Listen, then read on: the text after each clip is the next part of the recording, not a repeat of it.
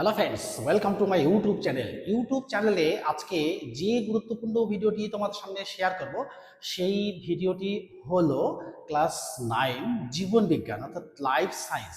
এই life science চ্যাপ্টারেরই আমি আজকে আলোচনা করব এই জৈবনিক প্রক্রিয়ার রেচন।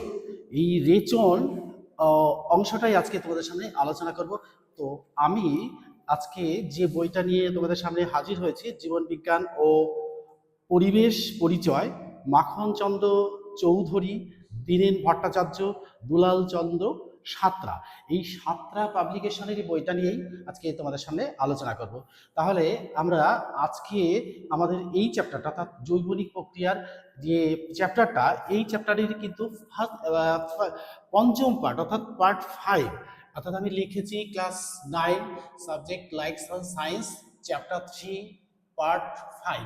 এই চ্যাপ্টারেরই আজকে শেষ ভিডিও। এই চ্যাপ্টারটা আজকেই শেষ হয়ে যাবে। তো আমি life science suggestion for for second summative, এই সেকেন্ড সামেটিভ কোশ্চেন কিন্তু আমরা এখান থেকে 100% কোশ্চেন এই চ্যাপ্টার থেকে পেয়ে যাব। অর্থাৎ যে 100% কোশ্চেন তোমাদের সামনে শেয়ার করব, সেই কোশ্চেনগুলো আমি কিছু এখানে লিখেছি, এটাও তোমাদের সামনে শেয়ার করব। আর তার আগে বলবো যে আমি এখানে কতগুলো টপিক লিখেছি: রেচন পদ্ধতি, মানব দেহের রেচন তন্ত্র, উদ্ভিদের রেচন পদার্থ। এই কোশ্চেন তিনটে, এই টপিক তিনটে, এই চারটে আলোচনা করব। আর এই নিচে আছে যে উদ্ভিদের রেচন পদার্থ। এরপরে আমি তোমাদের সামনে আলোচনা করবো একটা গুরুত্বপূর্ণ কোশ্চেন। সেই কোশ্চেনটা হলো মানুষের রেচনতন্ত্রের রেচনতন্ত্র অঙ্কন করে তার বিভিন্ন অংশ চিহ্নিতকরণ।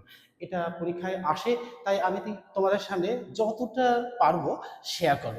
তাহলে চলো আমরা শুরু করি। দেখো, এই রেচন অর্থাৎ এক্সকারশন, এই এক্সকারশনটা সাধারণত কি? অর্থাৎ যে জৈবনিক প্রক্রিয়ায় জীবদেহে উৎপন্ন বিপাকজাত দূষিত পদার্থগুলি দেহকোষে অদ্রাব্য কেলাস বা কোলয়েড রূপে সাময়িকভাবে সঞ্চিত থাকে, অর্থাৎ উদ্ভিদ ক্ষেত্রে বা জীবদেহ থেকে নির্গত হয়ে যায়, ফলে জীবদেহ স্বাভাবিক ও সুস্থ থাকে, তাকেই রেচন বলে। তাহলে এই রেচনটা কি? সাধারণত আমি এখানে রেচনের যে পদ্ধতিগুলো দেখিয়েছি, তার মধ্যে থেকে আমি একটু আলোচনা করব যে যে এই যে জলসাম্য রক্ষা রেচনের ভূমিকা। তো আমাদের দেহে জলসাম্য রক্ষার জন্য রেচনের ভূমিকা কিন্তু গুরুত্বপূর্ণ। তা দেখো, দেহবিশেষ রক্ত লসিকায় পরিমাণ মতো জল থাকে। এই জলের ঘাটতি হতে থাকলে আমাদের জল পান করা উচিত, আর আমরা জল পান করি। আর দেহে জলের পরিমাণ বেড়ে গেলে বা তা ঘাম বা মূত্রের মাধ্যমে দেহ থেকে নিষ্কাশিত হয়, এবং ফলে দেহ জলসাম্য বজায় থাকে। আমরা প্রত্যহ প্রায় 6 থেকে 7 লিটার জল আমাদের শরীরে সঞ্চালিত হয়। এই জলটা আমরা পানীয় থেকেই পেয়ে থাকি। আমরা জল পান করি, এই জলের কিছু অংশ অপ্রাচ্য অংশ অর্থাৎ মূত্রের মধ্যে দিয়ে বা কিছু ঘামের মধ্যে দিয়ে আমাদের শরীর থেকে বেরিয়ে যায়। তাহলে আমাদের এই রেচনের অর্থাৎ জলসাম্য রক্ষার ক্ষেত্রে ভূমিকা কিন্তু রেচনের গুরুত্ব খুবই গুরুত্বপূর্ণ। এবার দেখো, এই রেচনের গুরুত্ব আমি তারপরে দিয়েছি রেচনের গুরুত্ব, রেচন পদ্ধতিটা একটু দেখেছি। এবার এই রেচনের গুরুত্ব আমাদের দেহে অর্থাৎ দেহকোষে যেসব বিপাকজাত দূষিত পদার্থ সৃষ্টি হয় তা কোষের পক্ষে খুবই ক্ষতিকর। এই রেচনের মাধ্যমে ওই সব দূষিত পদার্থ সমূহ নির্গত হয়ে দেহ সুস্থ রাখে। অর্থাৎ দেহকে সুস্থ রাখতে গেলে আমাদের কিন্তু জল পান করতেই হবে, আর দেহের অতিরিক্ত জল সেটা মূত্রের মাধ্যমে বা ঘামের মাধ্যমে আমাদের শরীর থেকে বেরিয়ে যায়। এবার 2 নম্বর দেখো, জীব পরিবেশ থেকে যেসব মৌলগুলি গ্রহণ করে তা রেচনের মাধ্যমে পরিবেশে ফিরিয়ে দেয়, ফলে পরিবেশের মৌলগুলির ভারসাম্য বজায় থাকে। অর্থাৎ পরিবেশ থেকে যেটা আমরা নিয়েছি সেটা আমরা পরিবেশেই ফেরত দিয়ে দিই। এবার দেখো, এখানে পরে আমি গুরুত্বপূর্ণ যে চ্যাপ্টারগুলো ও যে টপিকগুলো খুবই গুরুত্বপূর্ণ, অর্থাৎ উদ্ভিদ দেহের রেচনের বৈশিষ্ট্য।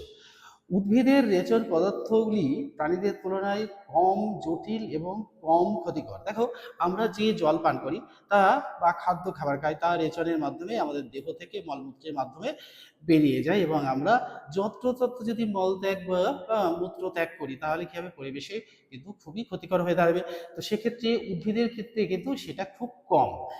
এবার দেখো, উদ্ভিদের রেচন পদার্থগুলি প্রাণীদের তুলনায় কম জটিল এবং কম ক্ষতিকর।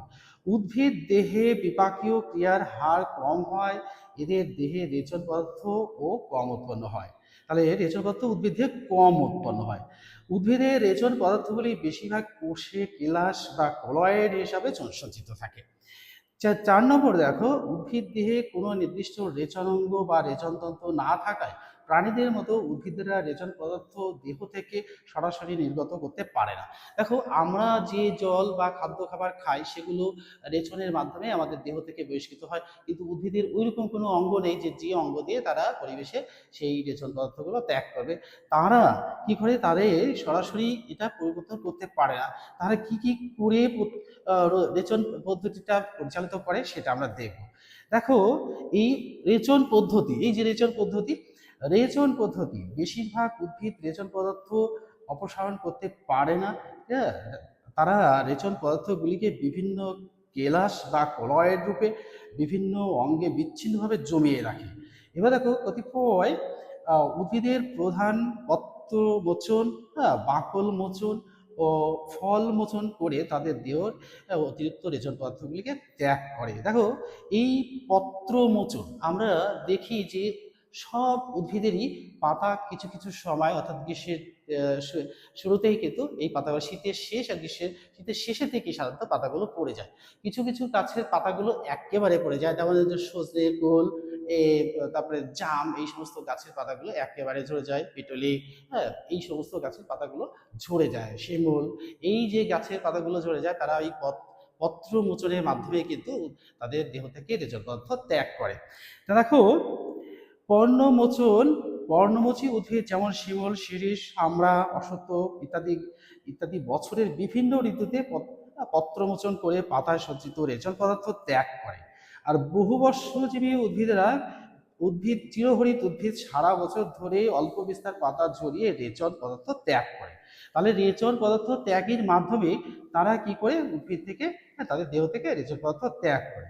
এবার দেখো, বাকল মোচন আমরা দেখি কিছু কিছু গাছের বাকল অর্থাৎ ছালগুলো ঝরে পড়ে, যেমন পেয়ারা আমরা দেখি, আমাদের সামনেই থাকে পেয়ারাটাকে দেখি যে পেয়ারা, শিরীষ, এই সমস্ত, তারপরে ইউক্যালিপটাস, এই সমস্ত গাছের পাতাগুলো, এই বাকলগুলো ঝরে যায়। অর্থাৎ কোনো কোনো উদ্ভিদ, যেমন অর্জুন, হ্যাঁ, অর্জুন গাছের পাতা দেখি, পেয়ারা গাছটা আমাদের সামনেই দেখি। তো উদ্ভিদ গাছ থেকে বাকল বা ছাল মোচনের মাধ্যমে ত্বকে সঞ্চিত রেচন পদার্থগুলো ত্যাগ করে। এবার আসবো পরে যে তারা কিভাবে রেচন পদার্থগুলো ত্যাগ করে। দেখো, ফল মোচন, দেখো লেবু, তেঁতুল, আপেল ইত্যাদি ফলের ত্বকে বিভিন্ন জৈব অ্যাসিড, যেমন citric acid, tartaric acid, malic acid ইত্যাদি থাকে, রেচন পদার্থ হিসাবে সঞ্চিত থাকে। ওই সব উদ্ভিদ পরিণত ফল মোচন করে দেহ থেকে এই রেচন পদার্থগুলো অপসারণ করে। দেখো, আমরা সব গাছেরই ফল কিন্তু পড়ে যায়। তো এই সমস্ত যে সমস্ত গাছের ফলের মধ্যে সাইট্রিক অ্যাসিড, টেট্রাইক অ্যাসিড বা ম্যালিক অ্যাসিড থাকে, তারা রেচন পদার্থগুলো ত্যাগ করে। এবার দেখো, পরের প্রদেশ হচ্ছে মানবদেহের রেচন রেচন মানবদেহের রেচনতন্ত্র। তার আগে এখানে উদ্ভিদের রেচন পদার্থ, অর্থাৎ উদ্ভিদের রেচন পদার্থ সমূহ। দেখো, এখানে উদ্ভিদের রেচন পদার্থগুলির প্রধানত দুইটি ভাগে ভাগ করা যায়, অর্থাৎ নাইট্রোজেন জড়িত, আর নাইট্রোজেন বিহীন। দেখো, এই উদ্ভিদ রেচন পদার্থগুলো দুটো ভাগে ভাগ করা যায়, এটাও জানলাম। এই সমস্ত কোশ্চেনগুলো কিন্তু ছোট ছোট কোশ্চেনগুলো পরীক্ষায় আসার মতোই। এবার চলে আসবো আমরা যে উদ্ভিদের রেচন পদার্থ, এবার প্রাণীর রেচন পদার্থ। দেখো, একটুখানি পার্থক্যগুলো রয়েছে যে প্রাণীরা রেচন পদার্থ, এই কোশ্চেনটা কিন্তু আমি বলবো যে তোমরা বই থেকে, অর্থাৎ এই বইয়েরই 7টা পাবলিকেশনের বই 100 পাতায় দেখো একটা বিরাট বড় চার্ট দিয়েছে। এখানে থেকে আমরা আগেই আলোচনা করেছি শাল গাছ থেকে কি হয়, পাইন গাছের কাণ্ড থেকে পাতার রজল পদার্থ নালীতে পাওয়া যায়। এবার কুইনাইন কে, নিকোটিন কে, এই যে রেসারপেন কে, এই যে রেসারপিন দেখো খুব গুরুত্বপূর্ণ।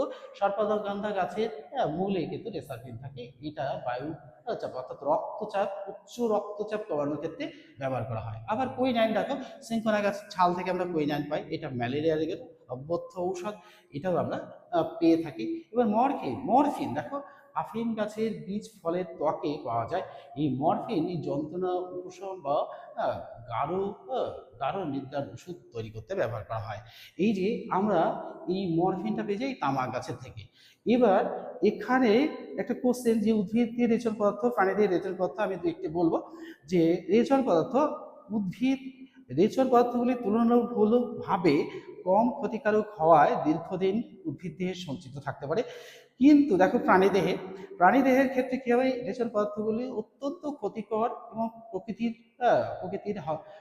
প্রকৃতির হাওয়ায় দেহে সঞ্চিত রাখা সম্ভব হয় না।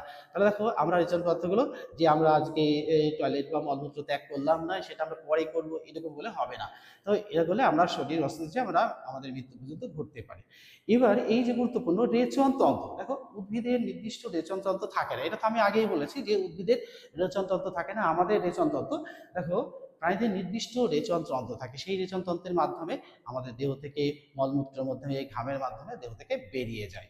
এবার আমি চলে আসবো তারপরে গুরুত্বপূর্ণ একটা জায়গায়, যে মানব দেহের রেচন তন্ত্র। এই যে মানব দেহের রেচন তন্ত্র, আমি এখানে বলেছি যে মানব দেহের রেচন তন্ত্র, এই যে একটা স্টার দিয়ে রেখেছি, এটা খুবই গুরুত্বপূর্ণ। দেখো মানুষের রেচনতন্ত্র একজোড়া বৃক্ক, গভীরী একটি মূত্রাশয় এবং মূত্র নালী নিয়ে কিন্তু আমাদের রেচনতন্ত্রটা গঠিত। এগুলো কিন্তু আমাদের রেচনতন্ত্রের এক একটা পার্ট। এবার আমি এখানে একটা গুরুত্বপূর্ণ কোশ্চেন লিখে রেখেছি যে মানুষের রেচনতন্ত্র, মানুষের রেচনতন্ত্র অঙ্কন করে, এই যে মানুষের রেচনতন্ত্র অঙ্কন করে তার বিভিন্ন অংশ আমরা চিহ্নিত করব। কিন্তু তার আগেও আমি এই যে মানবদেহের আর একটা গুরুত্বপূর্ণ জিনিস, মানবদেহের নেফ্রন, নেফ্রনের চিত্র কিন্তু পরীক্ষায় আসে, এটা ভীষণই গুরুত্বপূর্ণ। নেফ্রন কি, অর্থাৎ বৃক্কের গঠনগত কার্যগত এককই হলো নেফ্রন। তাহলে দেখো এখানে একটা সংজ্ঞা দিয়েছে যে নেফ্রন হলো বৃক্কের গঠনমূলক এবং কার্যমূলক, একটু পার্থক্য, যাই হোক এটা দুটো একই। মানুষের প্রতিটি বৃক্কে এই 10 লক্ষ নেফ্রন থাকে। দেখো নেফ্রনের গঠন অংশ কি কি, এই ম্যালফিজিয়াম, কর্সপাল এবং বৃক্কীয় নালিকা এবং সংগ্রাহী নালিকা, এটা হচ্ছে নেফ্রনের গঠনের অংশগুলো। এটাও ভীষণ গুরুত্বপূর্ণ। তারপরে আমি চলে যাব এই পরের পাতাতে দেখো আমি আরো গুরুত্বপূর্ণ মানবদেহের অতিরিক্ত রেচন অঙ্গ। দেখো বৃক্ক মানুষের প্রধান রেচন অঙ্গ, অর্থাৎ এই বৃক্ক, এই কিডনি, অর্থাৎ এটা খারাপ হয়ে গেলে, অর্থাৎ দুটো থাকবে, একটা খারাপ হয়ে গেলে তো আমরা শেষ। হ্যাঁ, একটা হলে চলবে কিন্তু আরেকটা না হলে কিন্তু সেটা চলবেই না। তাই আমরা ওটা কি করে বৃক্ক অর্থাৎ কিডনিটাকে ট্রান্সফার করতে পারি, কারো একটা কিডনির মাধ্যমেই চলতে পারে, আবার কারো দুটো কিডনি নষ্ট হয়ে গেলে কারো কাছ থেকে আমরা কিন্তু সেটা নিতে পারি, কিন্তু সেটা খুবই ব্যয় সাপেক্ষ। তাই আমরা বলবো যে বৃক্ককে, অর্থাৎ এই বৃক্ক বা কিডনিকে সুস্থ রাখার গুরুত্ব কিন্তু আমাদের কাছে খুবই কঠিন। তা দেখো এই বৃক্ক ছাড়া মানব দেহের কয়েকটি অঙ্গ অতিরিক্ত রেচন অঙ্গ হিসাবে কাজ করে। এগুলি হলো যকৃৎ, ফুসফুস, ত্বক এবং চামড়া। নিচে রেচনের ভূমিকা নিয়ে আলোচনা করা হলো। দেখো এবার রেচন, দেখো ফুসফুসের ভূমিকা, ফুসফুসে গ্লুকোজ দহনের ফলে উৎপন্ন কার্বোহাইড্রেট এবং জলীয় বাষ্প দেহের বাইরে নিষ্কাশিত করে রেচনে সাহায্য করে। দেখো 18 লিটার কার্বন ডাই অক্সাইড প্রতি ঘন্টায় এবং 400 ml জলীয় বাষ্প প্রতিদিনে 24 ঘন্টায় নির্গত হয়। তাহলে দেখো কতটাই গুরুত্বপূর্ণ এর ভূমিকা।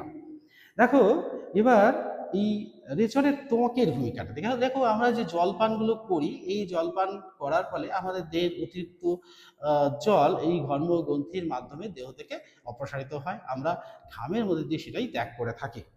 এবার আমি চলে যাব তারও পরের দিকে।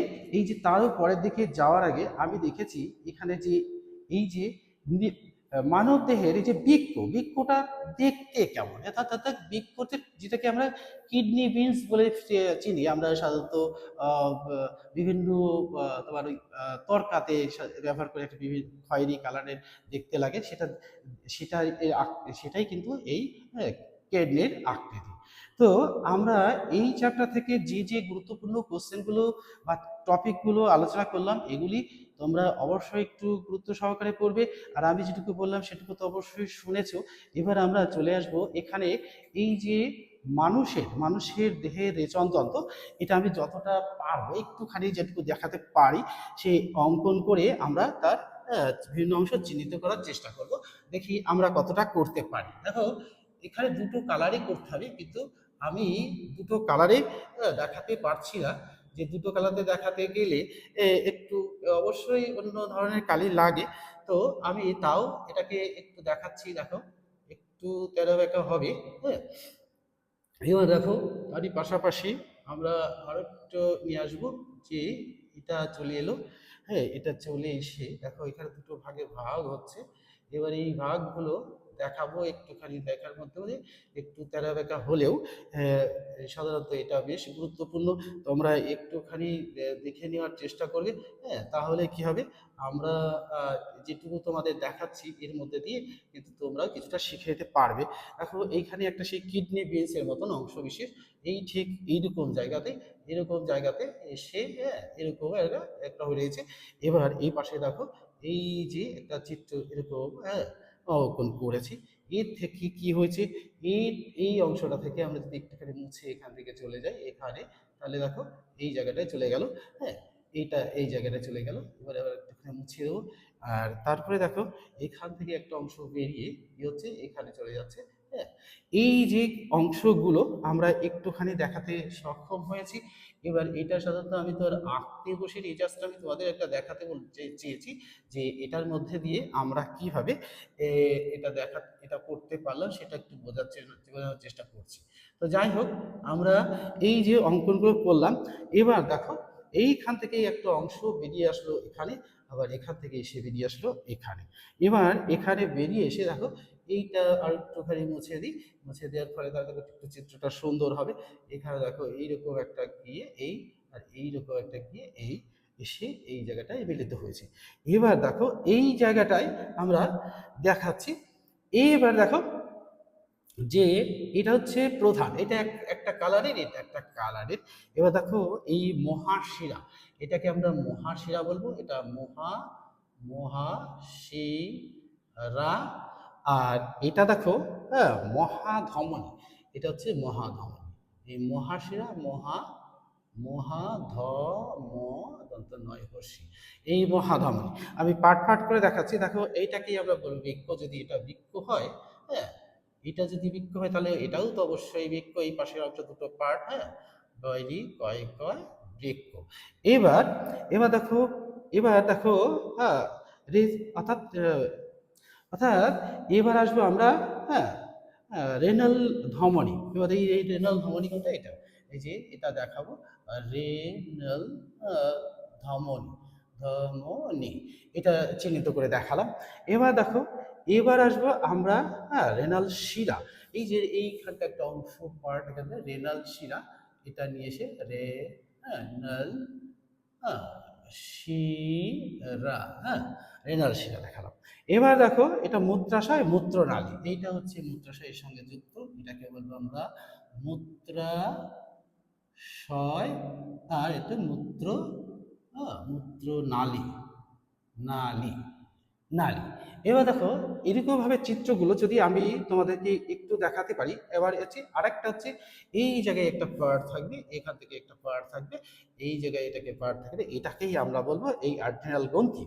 এই অ্যাড্রিনাল গ্রন্থিটাকে আমরা এখানে দেখাতে পারি, এই জায়গা থেকে অ্যাড্রিনাল, হ্যাঁ, ওই যে ফলা আকার অ্যাড্রিনাল নাল বড়ফলা নয় থয় হর্ষি গ্রন্থি, এই অ্যাড্রিনাল গ্রন্থি। তাহলে আমি মোটামুটি একটা চিত্র তোমাদের সামনে দেখাতে পেরেছি। এই চিত্রটা কিন্তু পরীক্ষায় আসার মতোই, তোমরা সবাই বাড়িতে প্র্যাকটিস করবে। আমি এখানে বোর্ডে যেটুকু দেখাতে পেরেছি একটা মোটামুটি তোমাদের ধারণা দিতে পেরেছি। আমি বলতে পারবো না যে আমি খুব সুন্দর করে একে দেখিয়ে দিয়েছি এত নিখুঁতভাবে, কিন্তু আমি ব্যাপারগুলো তোমাদেরকে বুঝিয়ে দিয়েছি যে এইটা চিত্রটা এভাবেই আঁকতে হবে। আমি যদি আর এরকমও আঁকতে পারি, তাও টিচার যদি এখানে 5 নম্বর থাকে, তাহলে অন্তত টিচার এই চিহ্নিতকরণের জন্য কিন্তু আমাকে তো 3 থেকে 3.5 নম্বরটা কিন্তু আমি পেয়ে যাব। তাই আমি বলবো আমরা যদি বাড়িতে সুন্দর এটা তো বোর্ডে স্লিপ হয়ে চলে যায়, এটা করা কিন্তু কঠিন ব্যাপার হয়ে যায়। আমরা তো বাড়িতে পেন্সিলের দিয়ে খাতায় বারবার আঁকবো, মেঝের উপরে চক দিয়ে আঁকবো, তাহলে আমাদের হাতটা স্লথ হয়ে যাবে, আমরা বুঝে যাব কিভাবে জিনিসটা আঁকতে হবে। আর এই আঁকাটা যদি তোমরা কোনো রকম ভাবে এইটুকু যদি আমি এইটুকু করতে পারি, আমি বলতে পারবো যে এটা হচ্ছে 5 নম্বর থাকলে এই চিহ্নিত করার জন্য এটাকে অন্তত 3টে নম্বর এক্সামিনার দেবেনি। তাই আমি বলবো এটা ভালো করে আঁকতে। এবার এই চ্যাপ্টার থেকে কিছু গুরুত্বপূর্ণ কোশ্চেন আমি তোমাদের সামনে শেয়ার করব। দেখো, এই শেয়ার করার আগে আমি বলবো যে এই বোর্ড থেকে যে কোশ্চেনগুলো আছে তোমরা একটা স্ক্রিনশট সুন্দর করে তুলে নেবে, তাহলে কি হবে তোমরা খুব সহজেই বুঝতে পারবে, পরে এটাকে পড়ে নিতে পারবে। তাই আমি এখানে যে কোশ্চেনগুলো তোমাদের সামনে শেয়ার করেছি সেই কোশ্চেনে কিন্তু শুধু আমি প্রশ্নগুলোই বলিনি, আমি এর সাথে সাথে উত্তরগুলোও লিখে দিয়েছি যাতে তোমাদের খুব সুবিধা হয়। কারণ কি, আমরা যেখানে যে অবস্থায় আছি, অর্থাৎ তার ফিনান্সিয়াল অবস্থা অনেকের খুব খারাপ, তাই আমি বলবো যে আমি যেটুকু তোমাদের সহযোগিতা করতে পারছি এই ভিডিওর মধ্যে দিয়ে তোমরা সেই সহযোগিতাটুকু নিয়ে নেবে। কারণ কি, আমরা কেউ কেউ আছি যারা পয়সার অভাবে সাধারণত আমরা পড়তে যেতে পারি না। হ্যাঁ, এবং আমরা বাড়িতে বসে বসে নিজের কাজের সাথে সাথে আমরা যদি একটুখানি দেখে নিই, তবে একটা কথা যে আমরা সকলের কাছে এই যে মাল্টিমিডিয়া সেটগুলো নেই, আমরা হয়তো বন্ধুর সাথে শেয়ার করে আমরা বন্ধুদের কাছ থেকে জেনে নিতে পারবো, আমরা একটা ছবি তুলে সেটা জেরক্স করে সেই পৃষ্ঠাটা পড়তে পারবো। তাই আমি বলছি যে এই বোর্ডের যে কোশ্চেন কটা আছে, এই 15টা কোশ্চেন কিন্তু খুবই গুরুত্বপূর্ণ। তাই আমি বলবো এর একটা ছবি তুলে নিয়ে তোমরা একটু দেখবে। দেখো, আমি এখানে লিখেছি 1 নম্বর রেচন কি। রেচন হলো একটি জৈবিক প্রক্রিয়া যার মাধ্যমে জীব তাদের দেহ থেকে ক্ষতিকারক বর্জ্য পদার্থ এবং বিপাকীয় উপজাত পদার্থ নিষ্কাশন করে, সেই হচ্ছে রেচন। 2 নম্বর দেখো, কয়েকটি জৈব অ্যাসিডের নাম লেখো। এই জৈব অ্যাসিড আমি বইতে পড়ানোর সময় বলেছি সাইট্রিক অ্যাসিড, হ্যাঁ, ম্যালিক অ্যাসিড এবং টার্টারিক অ্যাসিড। 3 নম্বর দেখো, প্রাণীদেহের রেচন পদার্থগুলি কি কি। অর্থাৎ প্রাণীদেহের রেচন পদার্থগুলি হলো, দেহের রেচন পদার্থগুলি হলো অর্থাৎ ইউরিয়া, অ্যামোনিয়াম, হ্যাঁ, অ্যামোনিয়া, ইউরিক অ্যাসিড ইত্যাদি। দেখো 4 নম্বর কোশ্চেন, দেখো কেঁচো রেচন অঙ্গের নামটা কি। কেঁচো রেচন অঙ্গ হলো ন্যাফ্রেরিয়া। 5 নম্বর দেখো, ফ্রেম কোষ কি, অর্থাৎ চ্যাপ্টা কেবির রেচন অঙ্গের নামই হচ্ছে এই ফ্রেম কোষ। 6 নম্বর, মানব দেহের প্রধান রেচন অঙ্গের নাম কি। সংখ্যাটা কত। মানব দেহের প্রধান রেচন অঙ্গই হচ্ছে বৃক্ক, এর সংখ্যা 2টো, এই যে দেখিয়েছি দুপাশে 2টো। এই দুটো ছাড়া একটা যদি আমাদের ক্ষতিকর হয়, একটা যদি নষ্ট হয়ে যায়, আমরা একটার মধ্যে বেঁচে থাকতে পারি, কিন্তু যা কারো যদি দুটোই নষ্ট হয় তাহলে কিন্তু আমরা কারো কাছ থেকে নেওয়া ছাড়া আমাদের কোনো উপায় থাকবে না। তাই এর সংখ্যা 2টি। দেখো, মানব দেহের অঙ্গগুলি, রেচন অঙ্গগুলির নাম লেখো। একটা বৃক্ক, গোবিনী, মূত্রাশয়, মূত্রনালী, এই যেখানে পটপট করে দেখানো আছে, আমরা চিত্রের মধ্যে দিয়ে দেখিয়ে দিয়েছি। 9 নম্বর দেখো, মানব দেহে বৃক্ক বা কিডনি এর প্রকৃতি কেমন, কেমন ও ওজন কত। দেখো, বৃক্কের আকৃতি এই শিম্ব বীজের মতো, অর্থাৎ আমরা শিম বীজ দেখেছি, শিম বীজ থেকে শুধু কিডনি বীজ বলে যেটা, সেটাই দেখতে অবিকল একেবারে কিডনি, আমরা শিম্ব জাতীয় হয়ে থাকে। আর এই শিম্ব জাতীয় বীজের মতো, অর্থাৎ এর ওজন পুরুষের ক্ষেত্রে থাকবে 150 গ্রাম এবং স্ত্রীর ক্ষেত্রে 135 গ্রাম ওজনের। এর ওজন কিন্তু এই 150 গ্রাম পুরুষ, 135 গ্রাম স্ত্রী। এবার দেখো পরের কোশ্চেন, নেফ্রন কি বা কাকে বলে। বৃক্কের গঠনগত ও কার্যগত একককে নেফ্রন বলে। 10 নম্বর দেখো, মানবদেহের প্রতিটি বৃক্ক অর্থাৎ কিডনিতে নেফ্রনের সংখ্যা কত। মানবদেহের প্রতিটি বৃক্কে নেফ্রনের সংখ্যা প্রায় 10 লক্ষ। 11 নম্বর, মানব দেহের অতিরিক্ত রেচন অঙ্গগুলি কি কি। এই অতিরিক্ত রেচন অঙ্গগুলি হলো যকৃৎ, ফুসফুস ও ত্বক। 12 নম্বর দেখো, ট্যানিন কি কাজে ব্যবহার করা হয়। ট্যানিন চামড়া পাকা করতে ও কালি প্রস্তুত করতে ব্যবহার করা হয়। 13 নম্বর, মানব দেহের রেচনতন্ত্র কি কি নিয়ে গঠিত। এই মানব দেহের রেচনতন্ত্র একজোড়া বৃক্ক, গোবিনী ও একটি মূত্রাশয় ও মূত্র নালী নিয়ে কিন্তু আমাদের এই রেচনতন্ত্রটা গঠিত। দেখো তারপরে পয়েন্টস, রেচন কথার অর্থ কি। দেখো, কোশ্চেন অনেকভাবে আসতে পারে। রেচন কি, রেচন কথার অর্থ কি, আবার দেখো রেচন অঙ্গ কি। এই যে কোশ্চেনগুলো ঘুরিয়ে ঘুরিয়ে তোমাদের দেবে, তোমরা কিন্তু কোশ্চেনগুলোর উত্তরটা ভালো করে বুঝে সংজ্ঞাটা ঠিকঠাক করে দেবে, তা না হলে ওই নম্বরটা কিন্তু কাটা চলে যাবে। তো এখানে রেচন কথার অর্থটা কি? এই রেচন কথার অর্থ হলো জীব দেহ থেকে অপ্রয়োজনীয় ও ক্ষতিকর বর্জ্য নিষ্কাশন করাই হলো এই রেচন, অর্থাৎ রেচন কথার অর্থ। 15 নম্বর দেখো রেচন অঙ্গ কি। এই রেচন অঙ্গ হলো সেই অঙ্গ যা জীবদেহে অপ্রয়োজনীয় ক্ষতিকর বর্জ্য পদার্থগুলি অপসারণ করে। তো দেখো এই যে কোশ্চেনগুলো আমি এখানে আলোচনা করেছি, বিভিন্নভাবে কোনো কোশ্চেনের উত্তর কোনো কোনোটায় থেকে যায়। তো আমরা পরীক্ষায় কিন্তু প্রশ্নগুলো ভালো করে দেখে নেবো। দেখো রেচন নিয়ে 3-4টে কোশ্চেন, কোনভাবে যে কোশ্চেনটা আসবে সেটা তোমরা প্রশ্ন অর্থাৎ কোশ্চেনটা দেখে নিয়ে উত্তরটা লিখবে। আর দেখো এই যে এই চিত্র আর এই যে টপিকগুলো তোমাদের সামনে আলোচনা করলাম, আর এই চ্যাপ্টার থেকে আমাদের এই শেষ পার্ট অর্থাৎ এই রেচন অর্থাৎ এই রেচন এই চ্যাপ্টারটাই রেচনই কিন্তু চ্যাপ্টারের শেষ, অর্থাৎ চ্যাপ্টার 3 এর শেষ পার্ট হচ্ছে এই 5 পার্টটা, পার্ট 5। তাই আমি বলবো এটা তোমরা বোর্ড থেকে তুলে নেবে আর ভালো করে পড়বে, তাহলে কি হবে সেকেন্ড সামিটিভ পরীক্ষা কিন্তু আগত। এই সেকেন্ড সামিটিভ পরীক্ষার ক্ষেত্রে এই প্রশ্নগুলো খুবই গুরুত্বপূর্ণ। তো আজকের ভিডিওটি তোমাদের কেমন লাগলো তা অবশ্যই কমেন্ট বক্সে জানাবে। আর কোনো কোশ্চেন যদি থাকে তাহলে তোমরা কমেন্ট বক্সে লিখে জানাবে, এবং প্রয়োজনীয় ভিডিও কি কি তোমাদের দরকার তা যদি একটু মন খুলে বলো, তাহলে কিন্তু আমি সেই ভিডিওটাই তোমাদের কাছে প্রমিস করবো যে এটা করবই।